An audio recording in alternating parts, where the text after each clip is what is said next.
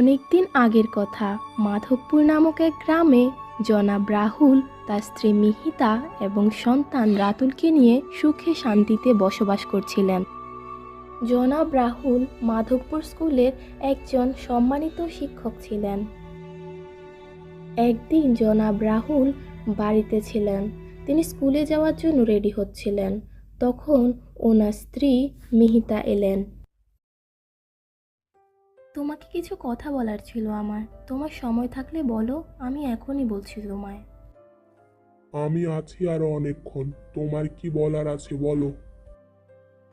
আমরা এই বাড়িটাতে আছি আজ 6 বছর হলো। লোকজন কানাঘোষা শুরু করে দিয়েছে।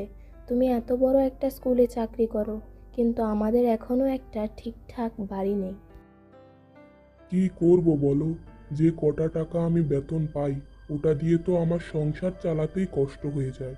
এবার যদি নতুন করে বাড়ি নেই, ওটার ভাড়া দিতেই তো আমার কষ্ট হয়ে যাবে।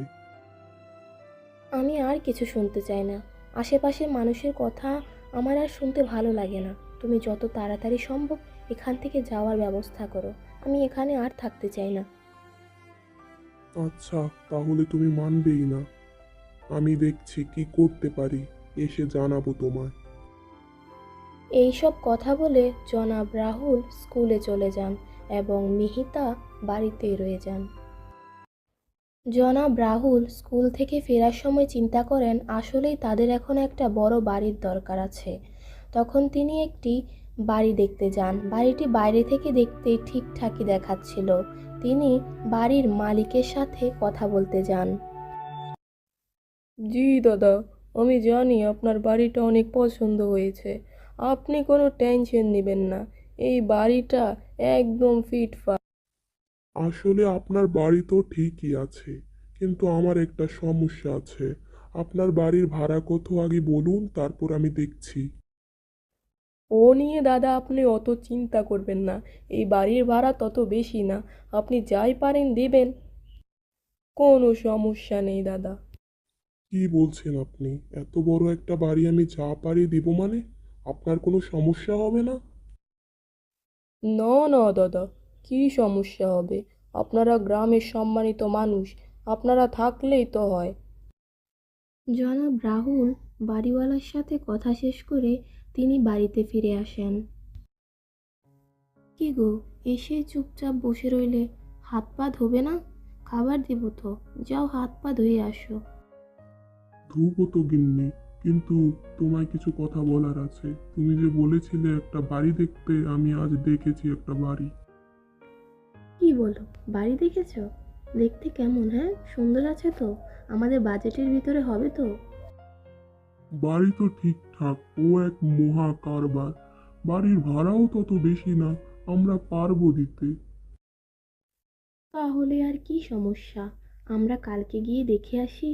আমাদের পছন্দ হলে তাহলে আমরা ওই বাড়িটাতে গিয়ে উঠবো। সমস্যা কি? এখানেই তো সমস্যা গিন্নি।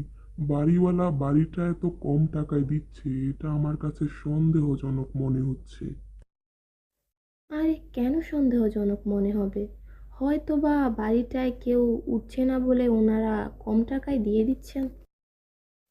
পরের দিন সকালে ওনারা পুরো পরিবার সহ ওই বাড়িটা দেখতে যান। ওনারা গিয়ে বাড়িটার সামনে পৌঁছে যান। বাড়িটার সামনে গিয়ে দাঁড়াতেই, আরে আসুন দাদা, ভিতরে আসুন। আপনাদের জন্যই এতক্ষণ ধরে অপেক্ষা করছিলাম। আসুন আসুন, ভিতরে আসুন।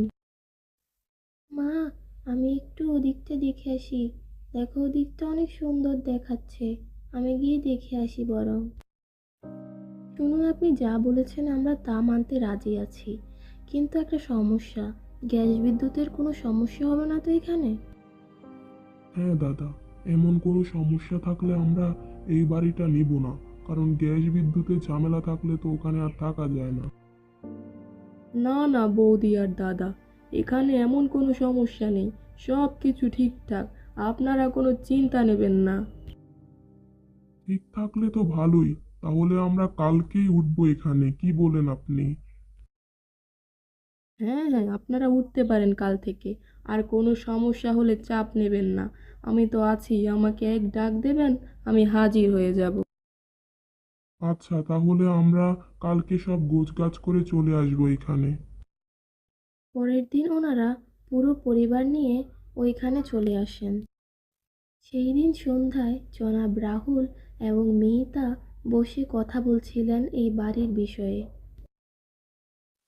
কি গিন্নি, তোমার কি মনে হচ্ছে আমরা জিতেছি? এত বড় একটা বাড়ি, এত কম টাকায়। আমার তো মনে হচ্ছে আমরা জিতেই গেছি। দেখলে, আমি যদি না বলতাম একটা বাড়ি দেখো, তাহলে তো তুমি দেখতেই না আর এই বাড়িটা পেতেও না। লোকটা অনেক ভালো, বলো? হ্যাঁ হ্যাঁ, যাই বলো, লোকটা মনের দিক থেকে মন্দ না। না হলে এত বড় বাড়ি এত কম টাকায় কে দেয়? কিন্তু অন্যদিকে রাতুলের মনটা যেন খারাপ হয়ে গেল এই বাড়িতে এসে। তার যেন বাড়িটা পছন্দই হয়নি। সে সারাক্ষণ মনমরা হয়ে বসে থাকে, কারোর সাথে কথা বলে না। সত্যি বলতে, ছোট্ট ছেলেমেয়েরা সব কিছু আগে থেকেই জেনে যেতে পারে। হঠাৎ রাতুল খেয়াল করলো তার মা যেন উপরতলা থেকে তাকে ডাকছে। সে তার মায়ের কাছে যেতে থাকে উপরতলায়। মা, কোথায় তুমি? তুমি আমাকে ডাকলে না? এখানে তুমি কি করছো? তুমি কোথায়? মা, মা! তখনই রাতুলের পিছনে ধোঁয়ার মতো কিছু একটা দেখা গেল। কিন্তু দুর্ভাগ্যবশত রাতুল পিছনে ফিরল, কিন্তু সে কিছুই দেখতে পেল না। কিন্তু তার কিছুক্ষণের জন্য মনে হয়েছিল কেউ যেন একটা তার পিছনে ছিল। তখন সেই ঘরটায় সে কিছু আজব ঘটনা ঘটতে দেখল। সে যে দরজাটা দিয়ে এসেছিল, ওই দরজার থেকে নীল ধোঁয়া সে এসব দেখে হতবাক হয়ে গেল। সে কিছু বুঝে ওঠার আগেই ওখান থেকে পালিয়ে গেল। তারপর তার মা, খোকা, তুই বাড়িতে থাক, তোর বাবা স্কুলে গেছে আর আমি একটু বাজারে যাচ্ছি। মা, তোমার সাথে আমাকেও নিয়ে যাও। আমার ভয় লাগছে এখানে একা একা থাকতে। এত বড় বাড়িতে আমি একা একা থাকতে পারবো না। তোর জন্য অপেক্ষা করলে আমার দেরি হয়ে যাবে। তুই থাক বাড়িতে। আর মা, দেখি তোর নানুর বাড়ি থেকেও একটু ঘুরে আসবো। নানুর বাড়ি যাবে? তুমি আমায় নেবে না? আমিও তো যাব। আমি এখানে একা একা থাকবো না। তুমি তোমার সাথে করে আমায় নিয়ে যাও। যা বলছি তা শোন খোকা, তুই তো আমার কথা সব সময় শুনিস। আর তুই বাড়িটাও ঘুরে দেখবি এই ফাঁকে। মা, যাচ্ছি তাহলে। এই বলে মিহিতা তার ছেলেকে বাসায় রেখে বাজারে চলে যায়। রাতুল তখন বসেছিল, তার মা বাসায় নেই। কিন্তু সে উপরতলা থেকে কেমন অদ্ভুত কিছু আওয়াজ শুনতে থাকে। সে জায়গা থেকে উঠেই আওয়াজ উৎপন্ন স্থলের দিকে যেতে থাকে এবং সে উপরতলায় গিয়ে পৌঁছায়। কে? কে এখানে আওয়াজ করছে? কে তুমি? তুমি এখানে কেন আওয়াজ করছো? এখানে তোমার কি? সে এখানে দাঁড়িয়ে দাঁড়িয়ে প্রশ্ন করছিল, কিন্তু ঠিক তার পিছনে দাঁড়িয়েছিল কুৎসিত চেহারার এক মহিলা। আমি আমি এখানে, চলে যা এখান থেকে, চলে যা, চলে যা এখান থেকে।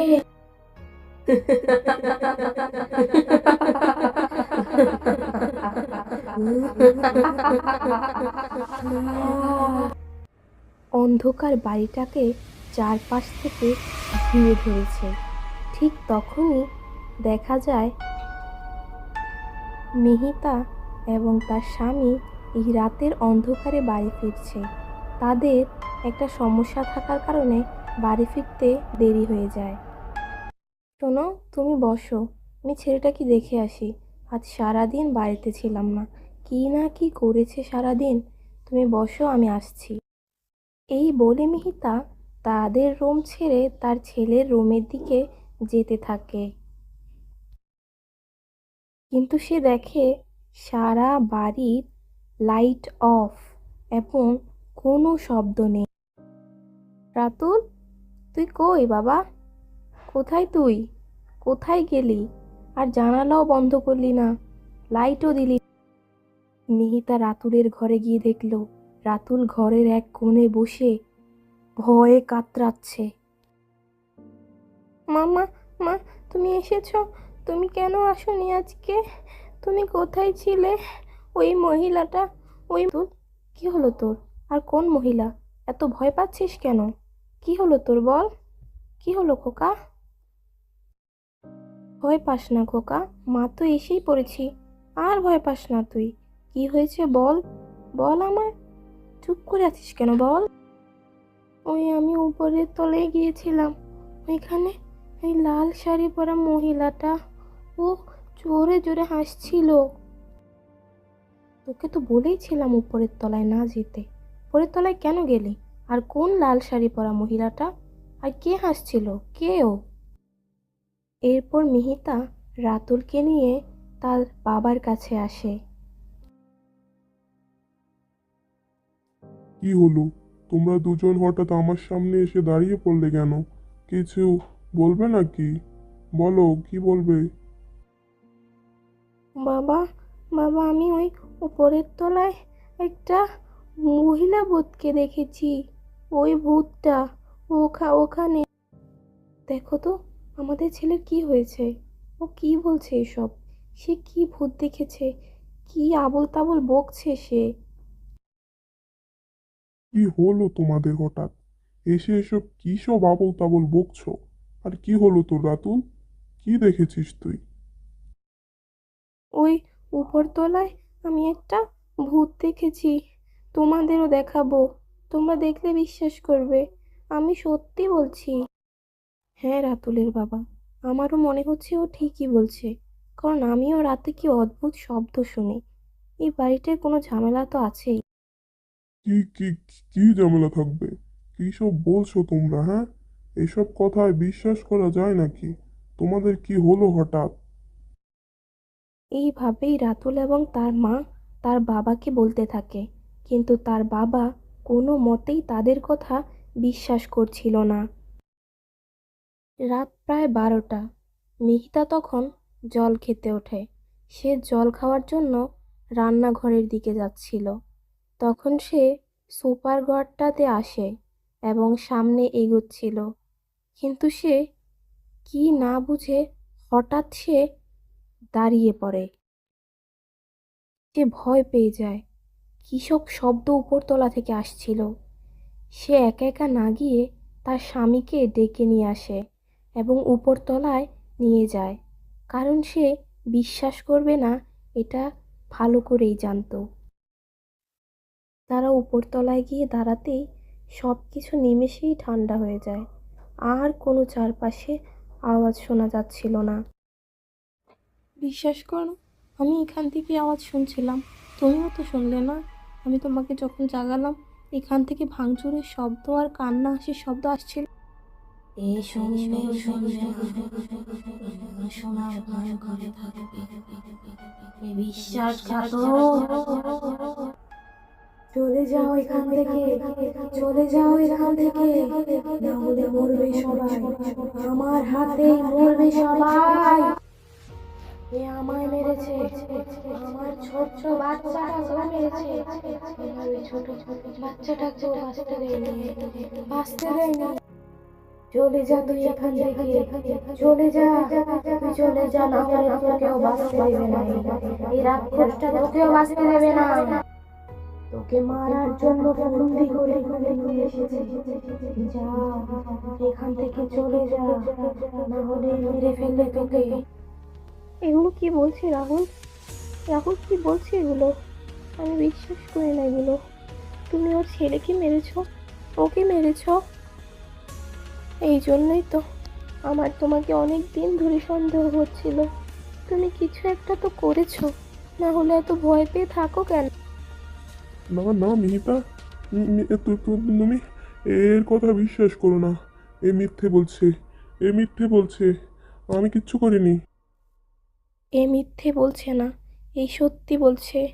আমার ছেলেকেও বারবার সাবধান করেছে। তুমি মিথ্যে বলছো আমাকে। তুমি এর কথা বিশ্বাস করো না। এইসব মিথ্যে বলছে। তুমি যাতে আমাকে ছেড়ে চলে যাও, এই জন্য। তুমি যেও না, যেও না, আমায় ছেড়ে যেও না। এর আসল রূপ তুই একটু পরেই দেখতে পাবি। এ আমায় মিথ্যে বলে ঠকিয়েছে, আমায় ঠকিয়ে।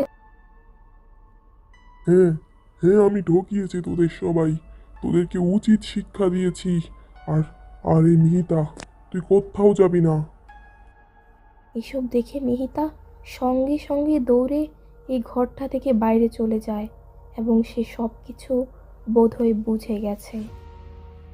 আহ, আহ, না, না, মিহিতা, যেও না, যেও না, তুমি আমায় ছেড়ে যেও না, তুমি আমায় ছেড়ে যেতে পারো না। না, এ আমায় বাঁচতে দেবে না, এ আমায় বাঁচতে দেবে না। আমায় ছেড়ে দাও, তুমি আমায় ছেড়ে দাও, আমি আর এমন করব না, ছেড়ে দাও। তোকে আমি শিক্ষা দেব, তোর মরণ দেখে আর কেউ কখনো এমন করার ইচ্ছাও পোষণ করবে না। আমি তোকে ছাড়বো না। তুই আমার নিরীহ বাচ্চাটাকে মেরেছিস। ও কি করেছিল? বল, কি করেছিল? আহ, আহ, বাঁচাও। মিহিতা তখন তার ছেলেকে নিয়ে চলে গিয়েছিল। আর হয়তো এই বাড়িটির আশেপাশে কাউকে দেখা যায়নি। বন্ধুরা, এমন আরও নতুন নতুন কার্টুন ভিডিও পেতে চ্যানেলটি সাবস্ক্রাইব করে পাশে থাকুন এবং আপনাদের নামটি কমেন্ট করে যান। পরবর্তী ভিডিওতে আপনাদের নামগুলো নেওয়া হবে।